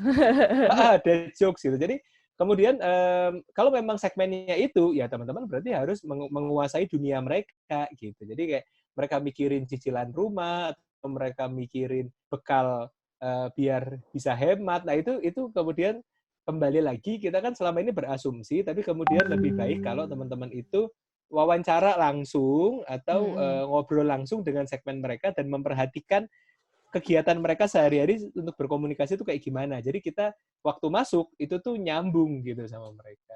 Oke. Nah, ada lagi nih pertanyaan dari Mbak Siti. Masih penasaran kayaknya. Terima kasih Mas Adin, insight-nya. Nanya lagi boleh ya, Mas? Kalau dari perspektif manajemen, untuk medium size company yang ingin branding lewat sosial media, lebih baik in-house atau menggunakan vendor atau konsultan aja? Kalau in-house, capability apa yang penting banget harus dimiliki sama branding atau marketing department? Oke, pertanyaan bagus, Mbak. Jadi masalahnya kemudian kalau misalnya medium size company, itu beberapa klien kita itu juga medium size company, ada yang large company gitu. Jadi biasanya gini, kalau in-house kan bayar pertimbangannya biasanya paling banyak adalah masalah pasti economical value ya. Artinya kalau hire orang kan banyak, ya kan? Baru pasti harus bayar THR, bayar BPJS Kesehatan. Nah, itu kan cost-nya banyak. Biar misalnya nggak terlalu banyak bikin tim, mungkin di awal-awal timnya dikit, tapi hire agency dulu. Nanti kalau ternyata kemudian udah punya visi digital yang makin matang dan mau fokus ke digital, bisa in-house. Kan biasanya in-house pun kan tetap kemudian perlu vendor gitu ya, buat bikin website atau buat pasang ads atau yang lain-lain gitu. Jadi kemudian disesuaikan lagi dengan kebutuhan gitu ya. Kalau mau sekarang in-house-nya terbatas, dibantu dulu aja dari in-house-nya terbatas, dibantu dulu aja pakai vendor. Tapi kalau kemudian udah makin serius, dulu saya pernah masuk di satu corporate yang waktu masuk cuma berenam. Kemudian setelah jalan 1,5 tahun dianggap bagus ya, kemudian timnya jadi 23 gitu. Jadi naik gede banget, kemudian menunjukkan bahwa perusahaan mulai mempertimbangkan in-house. Cuman kan kemudian agensi biasanya kan juga punya spesialisasi banyak ya gitu yang mungkin bisa jadi lebih cepat karena memang sehari-hari mainannya itu. Gitu ya. Kalau capability-nya intinya kan sebenarnya tim konten, tim teknis sama graphic designer udah.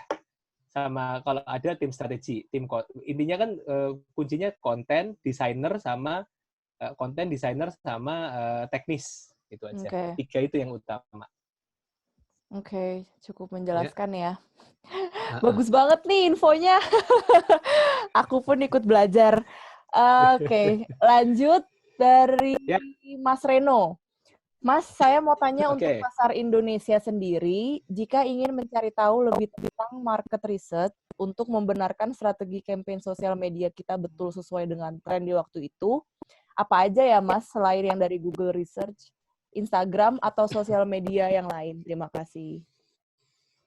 Ya, Mas Reno, jadi gini, banyak kemudian kita bisa FGD, kita bisa wawancara, kita bisa desk research kepada target audiens kita, apakah yang sudah kita lakukan ini udah efektif atau belum, materinya itu udah maksimal apa belum, sehingga kita punya feedback yang itu bukan berdasarkan asumsi kita sendiri. Kalau Mas masih butuh survei, di Indonesia misalnya ada aplikasi kayak namanya Jakpat, Jajak Pendapat. Itu ada banyak responden yang kita tinggal sebar kuesioner, maka kemudian mereka akan kirim hasilnya yang mana kemudian bisa kita analisis, oh selama ini ternyata mereka nggak ngeh banget loh ternyata. Nah itu ya.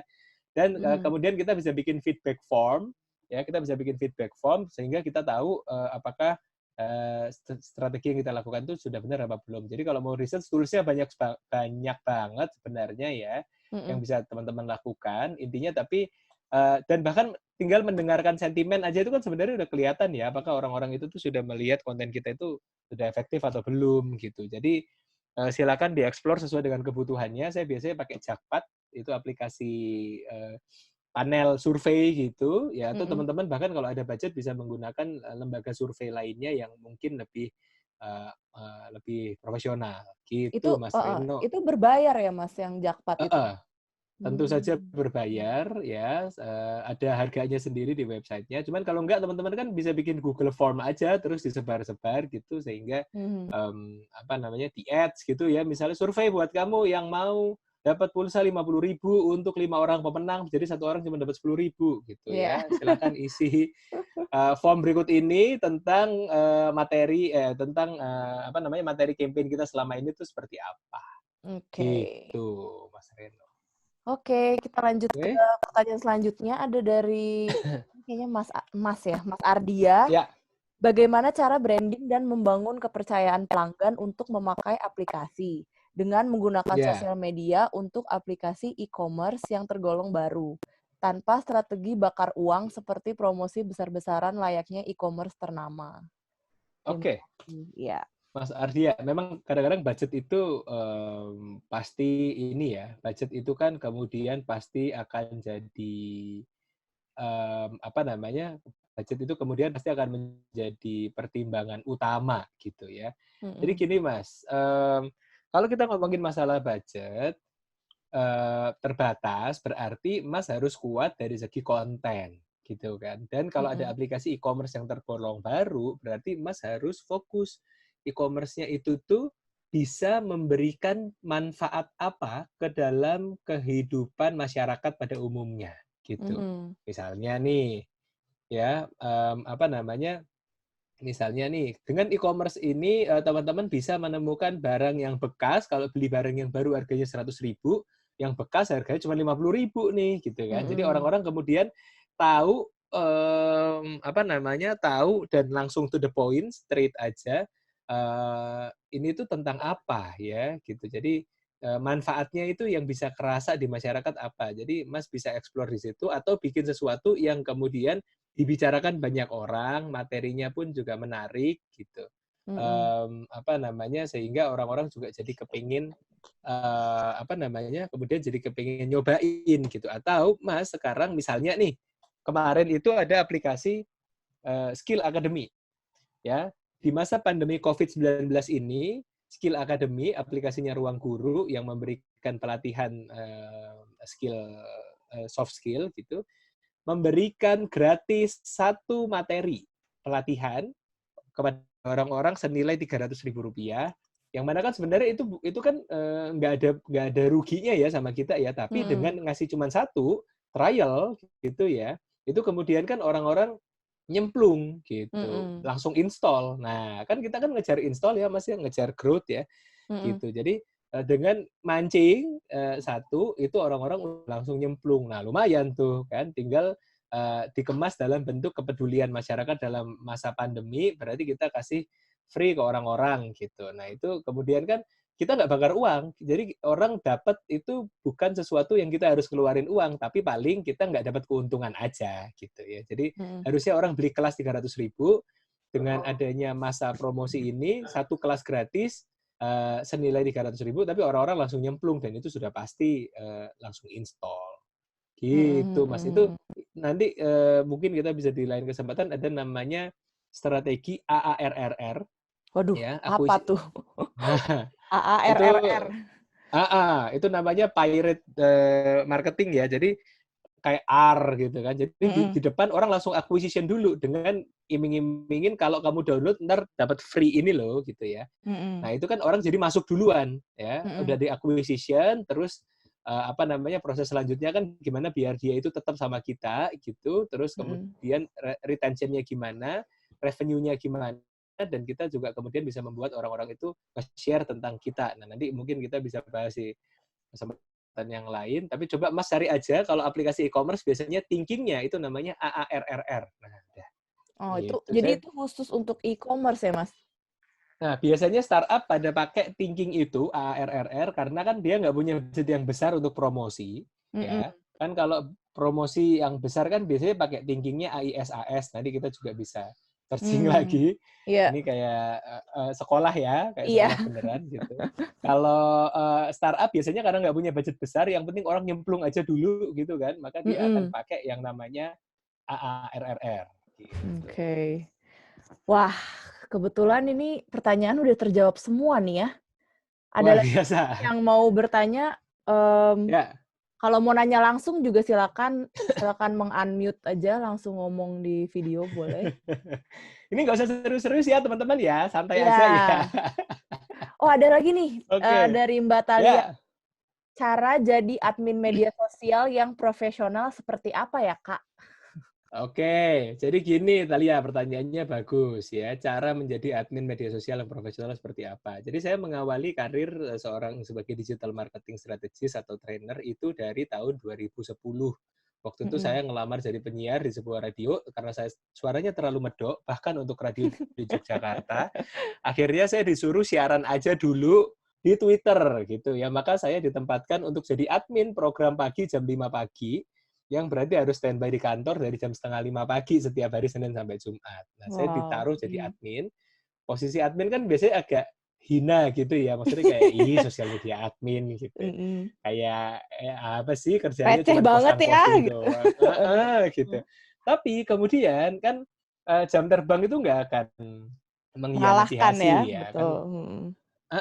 Kemudian teman-teman kan latihan gitu. Kalau aku posting kayak gini, dari segi tata bahasa maupun dari segi konten yang dipilih itu bagus nggak? Tata bahasa kan kemudian teman-teman mencari pola yang paling bagus. Ini bukan kemudian menjadi admin yang profesional dalam waktu 1-2 hari, nggak gitu cara mainnya. Ya, tapi kemudian teman-teman sambil berjalannya waktu, kemudian teman-teman kan ngeliatin nih ya. Kalau aku posting kayak gini, responnya gimana? Coba deh aku explore lagi, aku bikin lagi dengan gaya yang berbeda. Oh, posting kayak gini, kayak gimana? Nah, teman-teman kemudian kan akan mulai megang banyak brand, ya. Ngadmin radio beda sama ngadmin kebun binatang. Saya pernah jadi adminnya Gembira Loka, itu sebuah kebun binatang di Jogja misalnya. Terus ternyata kemudian pindah jadi admin bengkel gitu. Tiba-tiba saya harus ngerti tentang mobil. Nah, kemudian kan teman-teman lebih banyak belajar, lebih banyak pengalaman, dan lama-lama ibarat orang masak itu kan awalnya harus pakai sendok makan, ya harus pakai takaran. Lama-lama kan udah kayak main feeling aja gitu. Oh, garamnya segini Comot-comot. gitu ya. Pasti enak karena udah punya feeling gitu. Dan Betul. feeling itu pasti berdasarkan dari pengalaman yang kemudian teman-teman rasakan. Nah, sama tipsnya yang lain adalah kita itu kan orangnya suka julid ya. Iya. Jadi saran saya teman-teman silahkan follow akun-akun brand di luar sana ya. Di IG follow siapapun itu, ada selebgram atau ada brand-brand itu follow semuanya. Di Twitter follow, di IG follow, lihat apa yang mereka lakukan dan kita main games namanya Jika Aku Menjadi. Ya. Kalau teman-teman anggap aja jadi adminnya itu, apakah admin yang sekarang udah kerja itu tuh udah bagus apa belum? Kalau teman-teman bisa bilang, jelek, buktinya saya jadi nggak pengen komen gitu. Nah, tantang teman-teman untuk kemudian kalau saya jadi pengganti admin tersebut, itu saya harus ngapain? Ya, maka saya harus bikin konten yang seperti apa. Nah, teman-teman kemudian bisa role playing. Oke, nanti kalau saya jadi adminnya akun ini, saya coba deh pura-pura jadi adminnya akun ini. Oh, ternyata itu harusnya ngomongnya itu jangan kayak gini. Harusnya ngomongnya kayak gitu. Nah, semakin sering teman-teman berlatih seperti itu, kemudian kan lama-lama skill copywriting, skill analisis, skill creativity itu akan semakin terasah gitu. Jadi ini itu kayak kata Bambang Pamungkas itu tuh makan makanan bergizi dan berlatih keras. Nah, semakin keras teman-teman berlatih, tangannya itu tuh lama-lama kemudian makin gapek gitu, ya. Dan semakin lancar untuk menjadi seorang admin media sosial yang lama-lama admin itu kan baru satu step ya teman-teman ya. Kalau adminnya udah bagus, lama-lama nanti mulai jadi tim konten, mulai bikin Naik video, naik jadi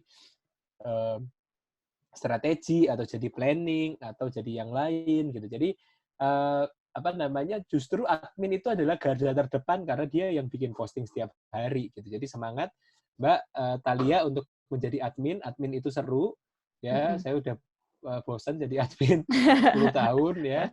Jadi tapi explore terus karena kan tren berkembang terus ya. Oh, ternyata sekarang bisa bikin konten kayak gitu tuh. Ada nih jenis referensi yang kayak gini gitu. Nah, kemudian teman-teman bisa mengembangkan skill itu sehingga nggak cuman seperti sekarang aja. Oke. Oke, ada lagi yang mau bertanya mungkin? Bisa langsung Ya, di-unmute videonya, langsung ditanyakan sekarang. Kita masih punya waktu sekitar 25 menit lagi. oke. Oh, ini ada Ya. dari Mbak Cindy lagi nih. Mas Andin, cerita dikit dong profil company Cikal Bakal Kreatif. Siapa tahu ke depannya bisa kerjasama, hehe. Oke ya, buat Mbak Cindy, intinya kan kami ini apa namanya sekelompok anak muda kemudian yang membuat agensi gitu ya dengan klien Mm-mm. berikut di level nasional, apa namanya dan kami anak-anaknya sih agak gestrek ya, artinya gestrek Mm-mm. itu apa namanya pengen sesuatu itu tuh benar-benar efektif gitu, yang Mm-mm. nggak cuman yang biasa-biasa aja gitu ya. Jadi Oke. intinya sih kita kemudian ingin mencoba melakukan pendekatan yang agak berbeda untuk mencapai tujuan bersama gitu. Mm-mm. Jadi memang baru 2 tahun ya, cuman latar belakangnya semuanya dari apa namanya latar belakangnya semuanya dari profesional digital masing-masing gitu, cuman kemudian kita baru satu atap gitu. Jadinya Oke. apa namanya kalau misalnya kita mau ngobrol-ngobrol lebih lanjut boleh ya. Apa namanya saya bisa diakses di email andin@cikalbakal.id. Ini emailnya. Nah, andin@cikalbakal.id, siapa tahu mau ngobrol-ngobrol lebih lanjut nanti bisa Mm-mm. kita lanjutkan juga buat teman-teman yang lain di sini kalau mau tanya-tanya juga boleh dan main ke Oke. Instagram kita ya Cikal Bakal Kreatif. Oke. Mas mau nanya juga dong, Cikal Bakal ini Boleh. di Jakarta ya base-nya? Ya, kita base-nya di Jakarta.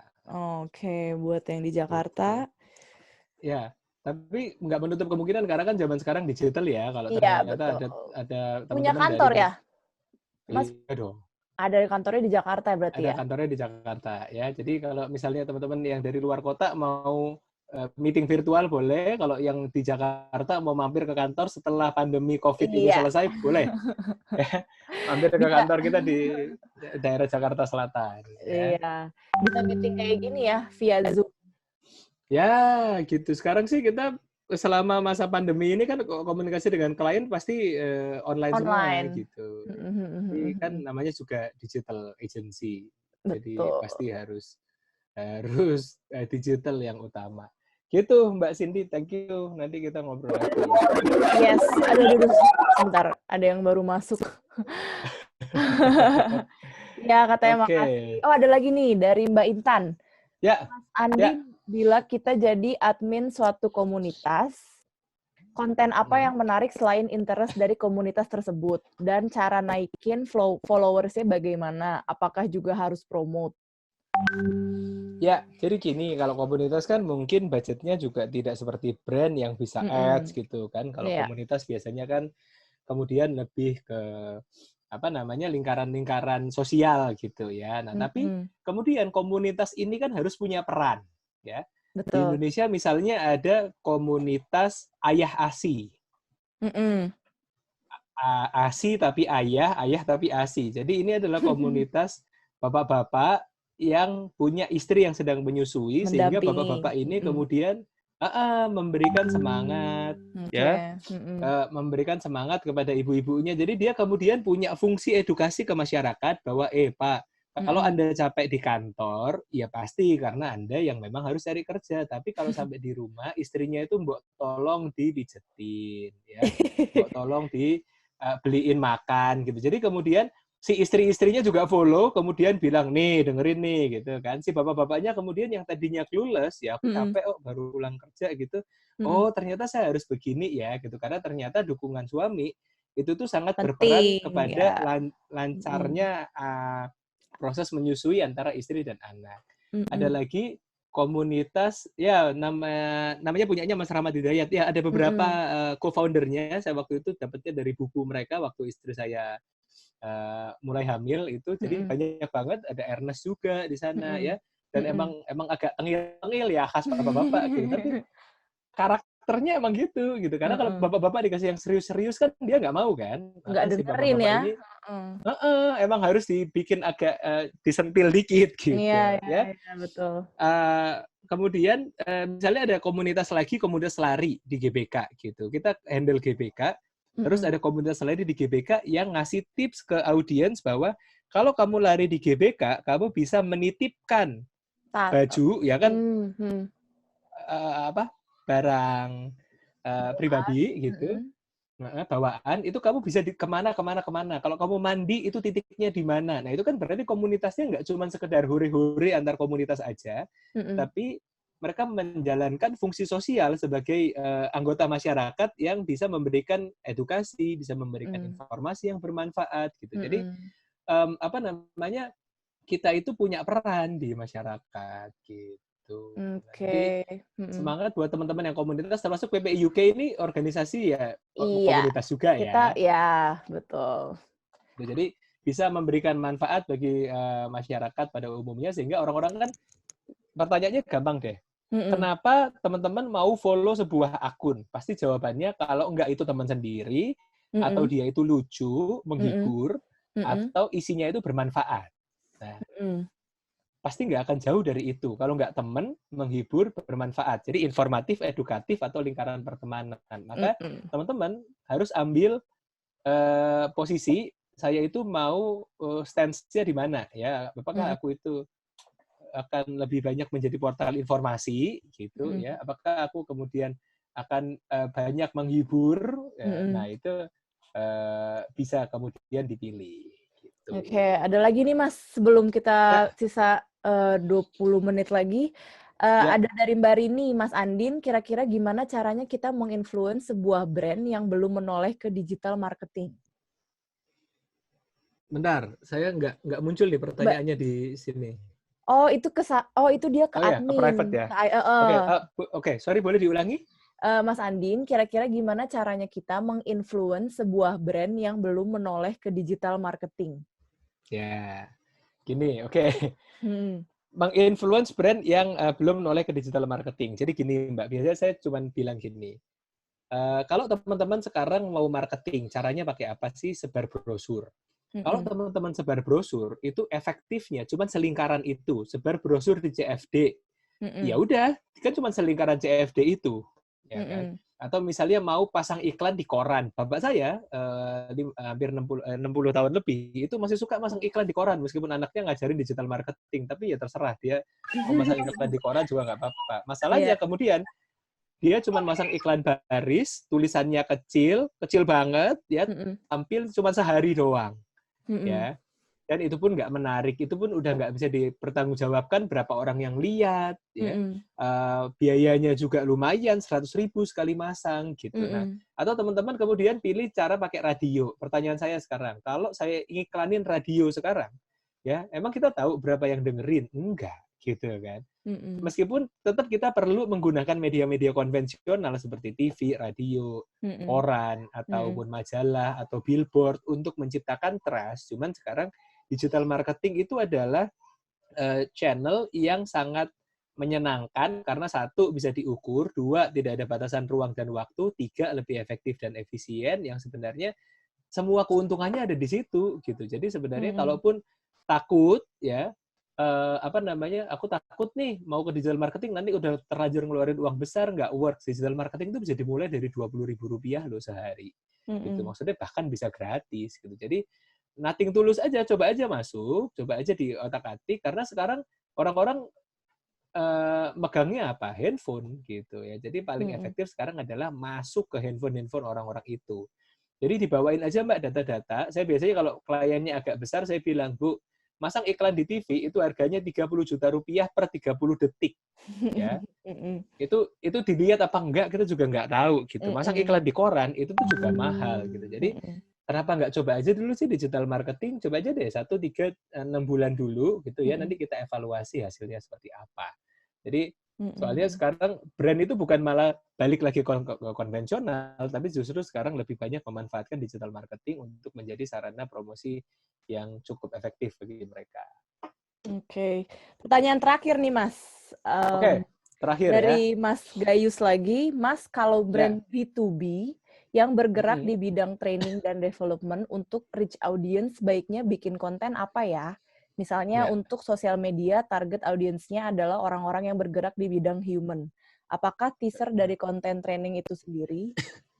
Ya, kembali lagi kan gini teman-teman ya. Anggap aja teman-teman itu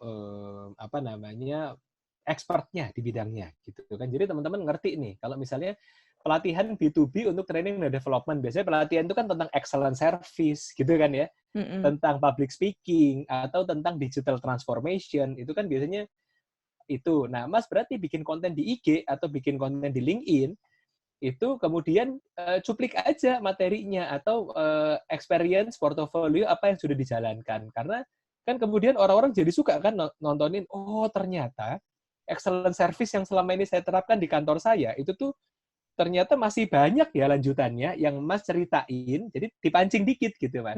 Nah kalau kamu mau tahu lebih lanjut ya misalnya arahin ke website, tuker sama email ya. Untuk mendownload PDF ini silakan mengisi email. Nah, Mas dapat emailnya, bisa di follow up buat training, mereka dapat PDF-nya gitu. Jadi brand B2B itu kan kemudian harus tetap mengedukasi masyarakat. Kalau kamu pakai jasa saya, kamu akan mendapatkan benefit seperti ini loh ya. Kami itu ngasih training kemarin kliennya gini, ada studi kasus nih kemarin. Sebelum dikasih training, ya kan bisa kasih testimoni atau inspirasi gitu ya. Sebelum dikasih training, para pekerjanya itu tuh rata-rata tingkat produktivitasnya 70%. Tapi setelah dikasih training dan kenaikan gaji, mereka naik jadi 100%. Wah, itu berarti Mas sukses sekali ya. Dalam menaikkan produktivitas mereka meskipun ditunjang dengan kenaikan gaji. Ya. Jadi silakan Mas Gayus explore ya, kira-kira tim HR itu kan pasti butuh PDF ya, pasti butuh video, pasti butuh materi-materi yang jangan dikasih semuanya karena itu kan materi pelatihan ya. Jadi kita kasih nih sedikit, kalau mau tahu lebih lanjut, ayo kita ngobrol. Oke, jadi dipancing dulu gitu ya, Mas. Kira-kira seperti itu, Mas Gayus. Terima kasih banyak, Mas Andin. Ada lagi mungkin yang mau bertanya, kita masih ada waktu 10 menit. Jadi buat info juga, nanti hasil dari PPI Talks kali ini akan kami upload di YouTube PPI UK. Jadi nanti bisa dilihat lagi presentasi dari Mas Andin yang bagus banget ini, yang mau belajar-belajar lagi juga bisa lihat di YouTube-nya PPI UK. Ya, terima kasih PPI UK ya. Jadi semoga ini kan juga bisa menjadi bisa menjadi sarana edukasi juga ke masyarakat yang kemudian kan mungkin ada beberapa bisnis yang terdampak ya dari COVID-19 ini. Kemudian kalau saya nggak bisa jualan lagi, Mas, berarti saya harus ngapain dong? Saya di rumah aja. Ya nggak apa-apa. Mumpung lagi di rumah aja, kita manfaatkan sosial media, kita manfaatkan digital marketing untuk bisa bersosialisasi dengan orang-orang. Contoh kasus, kemarin saya beli empek-empek dari Palembang hanya karena saya lihat di Twitter, ada orang yang nulis, Twitter, please do your magic, saya lagi jualan empek, karena CFD lagi tutup, tolong bantu saya karena saya lagi kekurangan uang, lagi banyak kebutuhan gitu. Yang nge-retweet ada 18.000 orang. Wow. Kemudian ternyata lingkaran teman-teman saya di Jakarta juga pada beli ya. Saya kan kemudian juga jadi pengen ya. Saya juga pengen beli. Saya nggak kenal dia siapa, saya nggak tahu itu siapa, bahkan saya nggak follow dia. Tapi karena lihat Twitter please do your magic, akhirnya saya beli dan ternyata emang enak gitu. Jadi artinya kemudian sekarang banyak industri yang mungkin terdampak karena adanya COVID. Silahkan manfaatkan momen di rumah aja ini dengan media digital sehingga teman-teman juga bisa efektif gitu promosinya gitu. Oke. Sepertinya udah tidak ada lagi nih, Mas, yang mau bertanya. Habis ya? Mantap. Udah thank you semua udah gitu. Oke deh. Ya. Ada kata-kata terakhir lagi dari Mas Andin? Ya, thank you PPI UK dan buat teman-teman sekalian, digital marketing ini sekarang belum ada sekolahnya. Saya sendiri ngajar di Purwadika Startup School, itu pun baru sifatnya short course dan setengah panjang course ya, ada yang cuma 12 minggu, ada yang cuma 6 minggu, ada yang 3 bulan gitu. Tapi memang di Indonesia sendiri thinkingnya tentang digital marketing ini itu belum banyak, bukunya juga masih terbatas, tapi yang paling penting adalah teman-teman sering-sering mencoba, nggak ada salahnya, mulai aja dulu, nggak usah takut salah, karena kalau kita nggak coba, kita nggak akan pernah tahu, ya. Dan nggak ada ilmu pastinya. Belum tentu kalau kita niru nih, ada satu akun nih yang bagus, terus kita tiru, ketiplek strateginya sama dengan kita. Belum tentu itu works. Ya. Jadi temukan cara teman-teman sendiri, ya. Sering-sering lihat akun-akun lain, banyak-banyak benchmarking, dan kemudian sering-sering explore, sering-sring latihan, dan kalau ternyata teman-teman masih perlu bantuan, saya bisa dihubungi di nomor berikut ini, di email berikut ini. Atau bisa follow juga Instagramnya @cikalbakalkreatif ya, Mas? Kreatif. Ya, gitu. Okay. Follow Instagram saya juga boleh. Mas Andin, Instagramnya apa, Mas? @andinrahmana. Ya. Oke. Dicatat ya, teman-teman. Ya. Oke, berarti sesi kita sampai sini dulu. Terima kasih. Ya, dari PPI UK ingin mengucapkan terima kasih banyak juga untuk Mas Andin Rahmana atas waktunya dan ilmunya. Thank you. Ya, semoga PPI bisa UK. bermanfaat buat semua yang mendengarkan kali ini. Terima kasih Mas Andin. Thank you semuanya. Oke, Terima thank you kasih semua teman-teman yang PPI udah UK hadir. dan semua Makasih Mas peserta. Andin. Makasih. Thank you. Bapak, Febri, Mbak Dini Thank semua. you. Iya, terima kasih kasih. semua. Selamat sore dan selamat malam yang di Indonesia. Sampai jumpa di edisi selanjutnya. Sampai jumpa.